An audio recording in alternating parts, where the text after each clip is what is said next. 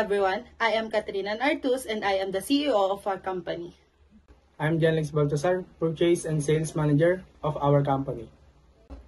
Hi, I'm Zachary Angeles, the Secretary of our company. Hi, we visited Wood Corner, a new vendor that supplies office furniture. Here's a photo that large desk offers. What's the cost? They cost 7,900 pesos each, but they are discounted to 5,700 pesos. If we order a minimum of 10 desks, we can sell them at 12,540 pesos. Sounds good. I'll create the product in our catalog. I will go now. We have the product name Large Desk. Let's look at the purchase and products. In order to create a product, we need to click the Create and type the Large Desk. Next, at the product type, change the consumable to storable products. Ordered quantities to delivered quantities. On the sales price, let's put the price amounted to 12,500. Customer taxes will be automatically put as 12% while in the cost amounted to 7,980 pesos. In product category, click all the saleable, then in internal reference will be 001 and click the purchase. On the other line, type Wood Corner to show and create the edit to show this information and fill up the following information. After that, let's put the logo. Now, let's change the quantity into 1. Price cost into 7,990. Then click add a line to odd wood. After that, let's put the logo. Now, let's change the quantity into 1. Price cost into 7,990. Then click add a line to add Wood Corner again. To change the quantity 10 and price 5,700 and add a picture of this table. Click the save and manually. To purchase large desk, what are your estimated monthly sales? Between 9 and 10. Okay, I'll purchase 10 desks to start with. Okay, and I'll go ahead. Let's click New in Vendor. Let's add the Wood Corner. Click the order deadline and change the date in May 2025. Next, add the product, then type the large desk. Add 10 for the quantity to automatically change the order information and click Send by email to compose email to send it to the customer. Then, confirm order to pre-purchase order and click the Create Bill. Okay, go. I'll validate the receipt. Let's create a receipt.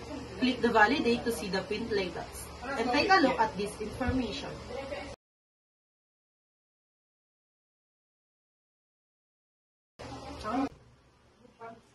Hi, you received bill from the vendor. I put it on your desk, and can you create a check and validate it? No need to pay it right now. The due date is in 2 months. Let's control the bill. Click the bill and show this information and select the payment terms and click the end of the following month to create a bill. Next bill.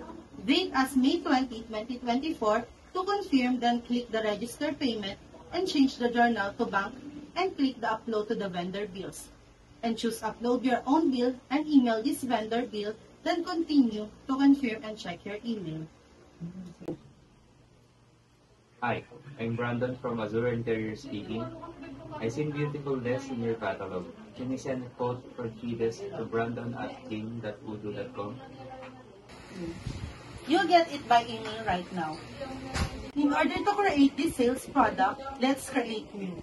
In Customer, type Brandon, click the order lines and add a product and type large desk. Next, send by email and put customer's email and save and close. Then you'll see like we have done earlier and send it to your customer or to Brandon and click the button to confirm. I'm in the meeting this morning. Can you process and validate the delivery orders that are ready to be shipped today? Make sure that the one from Azure Interior is shipped. Okay, I'll check this right away. As you can see here, the delivery order and the order details of Brandon. After that, click to validate. Sales orders you need to invoice. I'd like to invoice everything before the end of the month. I'm on it. Click the invoice to see the order invoice to show the number, order date, customer's name, and salesperson. After that, you will see the create invoice. Click the regular invoice to create draft invoice and then confirm. And click the preview to show your logo with your invoice. After those, click send and print then save. Type your email as well as the customer's email and click send and print. There is payment notification. Let's register this payment in the invoice. Here, click the customer to invoices. So we will see Brandon's record to payment. Click the register payment to see the payment method or the information about customer's payment. Lastly, click the create payment. Can you tell me the net profit of this year? I need it for the board meeting tomorrow. Okay, let me get the profit and loss. Let's go to Analyze Profit for reporting. Then click the Profit and Loss to show the result of income statement. Let's download the Point of Sale app and let's proceed to the next step.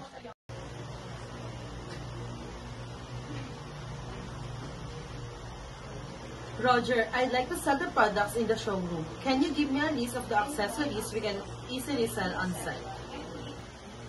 Sure, no problem. I'll email you the link. Great! I'll import this file directly in the system. First, let's click the configuration to select the point of sale. Click the configuration again to click the settings. Scroll down to see the bills and receipts. And check the box to use the QR code on ticket, then click the save. Next, download the PDF of the product, then upload the click the point of sales to select product, and click the actions import the records. And upload the files to select POS product. Lastly, select import.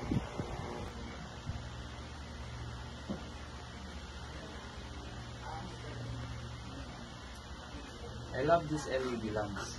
I'll buy 3 right away. Good! With today's special offer, when buying 2 identical items, you get a 20% discount on the 2. Great, I'll pay in cash. Here's the $600. In point of sale, click New Section and click Open Session. Then, click the LED lamp and you will get 20% discount. Select the number 600 for the amount to validate, then OK. Now, customer account to show the cash in change of the customer, then validate and print the receipt. I have a question for you. Can you come over, please? We're closing the shop. I'll close my PLO session and be there in a minute. In close session, click this button sign to select the close session, then OK. How do you control the cash from your register? There's a functionality in Udo POS. I'll configure the option, but then I'll need some cash to set the opening balance when I open a new session. Do you have some? Sure, I can give you $550. In point of sale, select the opening cash to change the amount needed, then confirm.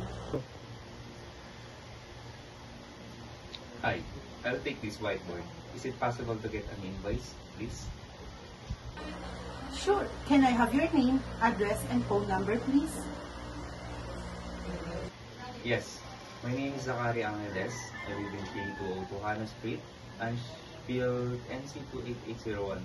And my phone number is 443-648-9155. I will pay in cash. Go.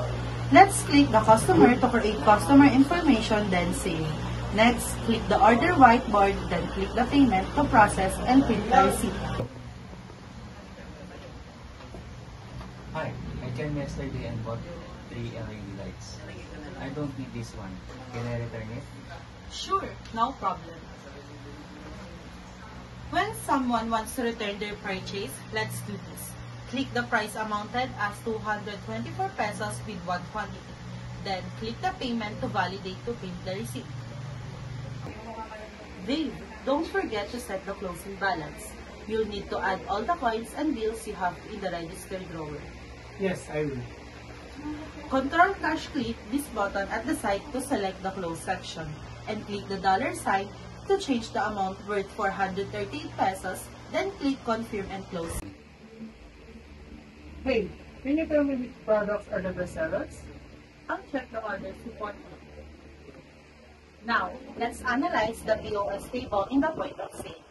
Click the reporting to select the order, then click the measures to show product quantity to create the pie chart. Then group by to show the product, then click. We have the self-services that we need to download the project and timesheets. I'll create a project, office design, to structure our services. What are the steps involved in deciding an office? So it starts with an on-site meeting to check your office to gather info. Then I prepare to design proposals. So based on their feedback, I model floor plan. Then a sales rep does the quotation with the new products. Okay, thanks. I'll create the stages and set the emails address design at on the project to ease the creation of tasks. Click the project and select new, then change the name into Office Design. Then click Create the project and here the type meeting and add type design, then add the type floor plan. Then the quotation, then type done and add. Lastly, click the project to save. Hi, Google asked us to design their new office in New York. Send an email to design at your domain name .udo.com with the subject Boogie NY to create a task for audit. To create a task, send an email to the following group. Zach, you should have a new task for BookNY in the project office design. Can you prioritize it? Okay, I'll start the task prepare. I'll be scheduling a meeting with the customer next week. Once my meeting is done, I'll work on the design proposal. Now, let's perform the job. Click Office Design, check this icon and click the schedule on activity. And in activity, type change into meeting and type in summary. Visit Google's Office and click open a calendar to see it in the meeting. Click the circle button to select in progress. I think it's a mistake to offer our office design service for free. If we sell it, customers will be better understand the value of Zach Wall. You're right. We can sell this service at $50 per hour. I'll create a product office design service that you can use in your quotations. I'll configure it to generate tasks for every sales order. In Configure Product, click Sales and click Products.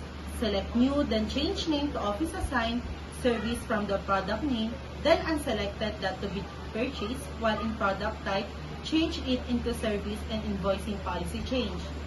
It to based on timesheets. Also, to create an order change, it to task and in project, type Office Assigned, then save. Let's confirm our first quotation for the Jackson Group. We sold an office design service estimate at 20 hours. The customer logged in and confirmed the order right away. Awesome! Check the task has been created automatically for SAP. Select Sale and select Order, then click Quotation. Then select New and in Customer type the Jackson Group and click Add the product to type Office then Design Service. And change the quantity to 20, then click Confirm. Click the task 1 to see the information. Okay, next. Don't forget to record your timesheet on tasks as we change customers based on our spend. Hold on, I'm on the phone with the Jackson Group. Okay, I've just started to work on the design of the Jackson Group. I like the time spent. Okay, thanks. Use the timesheet app. It's easy. In timesheet, click the timesheet and start to change the internal to office design and click Fast to select the Jackson Group. It will describe your activity time, first call to define your needs, then click Stop, then the information will appear under it. If we still have sales order to invoice, I'd like to invoice everything before the end of the month. I generated the draft invoices so you can review them. Okay, thank you. Invoice customer. First, click Sale, then click Invoice. To select Order to Invoice, click Create Invoice and make sure if it is regular invoice. And create draft invoice, then confirm it. And check the information if everything is correct before sending and printing. Next topic is all about the manufacturing. Let's download or install manufacturing and quality. Hi, we just finished the plans to manufacture the new table. Can you review them? Looks good. I'll create the 4 products in the system as well as the bill of materials according to your plan. In manufacturing, to define the bill of materials, we need to click manufacturing and select the product. Next, click the new to change the product name to the table and change the sale price. Click the inventory in routes to select manufacturer and unselected by always check the information if it's correct. Next, Click the new and change the product to the table. Click add a new line and type tabletop and type table leg and type hold and then save. Hi, can you send me a quotation for 100 tabletops, 400 table legs, and 400 bolts? Sure, here's our offer. Sounds good. I'll send you the purchase order by email. To purchase raw materials, click Purchase to click New and change the vendor name to Only Woods Incorporation. Next, click Add a product to type a tabletop type.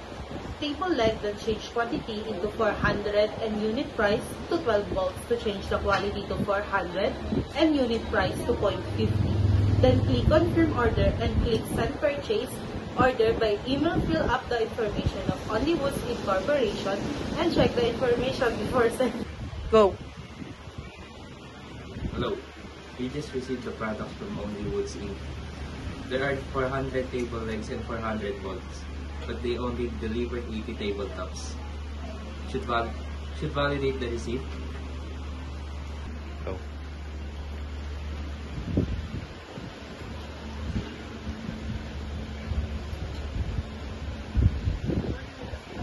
Yes, confirm the reception with the back order for the 20 remaining products. They will deliver the remaining products later. To receive products, click Inventory and click to process. And click this to see the information and click to validate to see legs. We got all the materials we need to start producing this. Can you manufacture 3 tables for the showroom? I'm on it. In manufacturing 3 tables, click Operation to select manufacturing orders. Click New and change the product name to table and quantity to 3. Then save, click Confirm and check information if it is correct before select. Bye now. Adrian. I plan to organize the manufacturing line by creating 2 websites, assembly station and painting room. We put a tablet with structure station. Oh, sounds like a good idea. I create the routing table production with the operation assembly and waiting from the build of materials. Next, I create this document of our operations. We can upload this spreadsheet on the center operations. Yes. In routine and work center, click the products to select fields of materials. Click the table click, operations click and add the line of type, assembly and operations. And assembly station to work center, then click save and you type painting, then operation and type painting room in work center, then save. Then close and save, then click assembly in workshop. Select PDF and upload your file, then save. To plan an order, we need to see work center overview to click operations to show manufacturing order. Then click new in product to select tables, then save manually. Click the operations again to show ERS, then click the assembly station. Then click product to click open shop floor and select assembly. Station then mark as done. Go back to the operation to see information. And mark as done, then click the operation to go to work orders to see information. Go. Hi. You've got 5 customers complaining about a defect in their table. Looks like the tabletop separates from the legs after a few minutes. It's probably related to the bolts. I will create a quality control point on the assembly operation to measure the torque. We will ensure that the measure stays between 11 and 15 nm. To add quality check in quality overview, click quality control to show control points, then click new to add the title and type torque setting, and in product select table and change the type to measure in control. Per selection, while in product category, select all in operation, type of manufacturing to show this, then in type. Operation, select manufacturing, then in reservation method, select manually. In norm type 13, then change MM into tolerance type 11 to 15, back to operation. When type M of manufacturing, select manufacturing, and then type 000, then save and close. Then in work order operations, select assembly, while worksheet page type 3, and in the team, select main quality team. Zach, I added a control point in the assembly operation. That's good. We have to create a new table, so we will have the opportunity to test it through the work center control panel. For your information, the torque setting measure should be between 11 and 15 nm. To check your quality, test to go work center overview, To click operation and show manufacturing orders, then click new in product. Then type table in bills of materials. Type table, then save manually, go to operations again. Then click assembly station to show components, click actions, and mark as done. To show this table, click work orders to show this information. Hi. To close my fiscal year, I need to know the cost of the labor we manufactured, including time and materials. Okay, I'll check the cost structure on the bill of materials for the theoretical cost if you want to update it. To control cost in Work Center overview, click products to show the bill materials, then click the product, and to select the table to show it. Then click action to show the BOM overview. Install online first. Let's download e-commerce after we install the website to our page. We are going to skip and start from scratch. Then we can see a lot of themes here that we can use. We choose the furniture because it fits for our company. After that, we make sure that our web page was published. I'm launching our new website. Any idea what we should put on our homepage?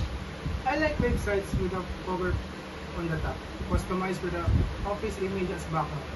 I would put some key numbers like 580 customers, 35 employees, 130 design products, 8 shops, then we can add 3 columns, few customized, we design, we manufacture. In our homepage, we are going to add some cover. You can adjust the font placement and color if you want. Then we are going to add our logo at the top. After that, we will change the background of the cover. The sales manager wants the background like an office ambience, and we have 3 options that can perfectly fit for our homepage. After that, we have to add numbers under the cover. We are just going to edit it based on the information given to us. Then after that, we will add 3 columns, then we just need to adjust it and edit. Lastly, we will edit the contact information of the web page below, then save it and you are done. Love the new website. Can we start selling our new office space online? Okay, I'll create the product page on the website with a $120 price tag. Let's look now at our website page. Click new, then the product. We'll just need to fill up the product name and price, then save. After that, add the picture of the product of the office chair, then save. Hi. There have been no sales for our new office chairs online. Can we do some search engine optimization? I'll target keywords people are looking for on Google with the promote tool. From our website, we are going to site, then optimize SEO. Just need to fill out the title and description, and then add some keywords and change the picture of the product, then we have to save it. Our e-commerce is ready. Can you test buying a product online? Sure. On our webpage, we're going to the shop, then click the office chair that you wanted to purchase. I'm going to choose medium size in color white and then add to cart. View our cart and check it out. You just need to fill up the information needed. For shipping, continue, then we just need to confirm out order that end. Last month, we did $350,000 in revenue through the website with an average cart size of $250. Can we upsell customers by proposing options? Yes. Let's create a new product warranty that we will set as an option of the chair. This warranty has 2 variants, 3 or 5 years. In our website, we proceed to products new. We will type warranty as our product name, then product type was service. And then the sale price is 50 pesos. After that, we go to attributes and variants. We will add duration with a value of 3 years and 5 years, then save. Then we will go to products, then click the office chair here. Click the sales and then add the warranty in the optional products, and then we save it. To check if it's working, we're just going to our website and then shop. Click the office chair here and then add to cart, and you see the warranty at available options.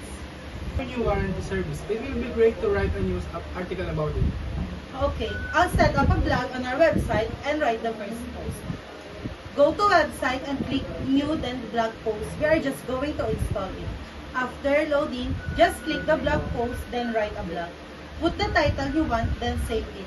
Right after, you can start edit and write your blog, then we save it.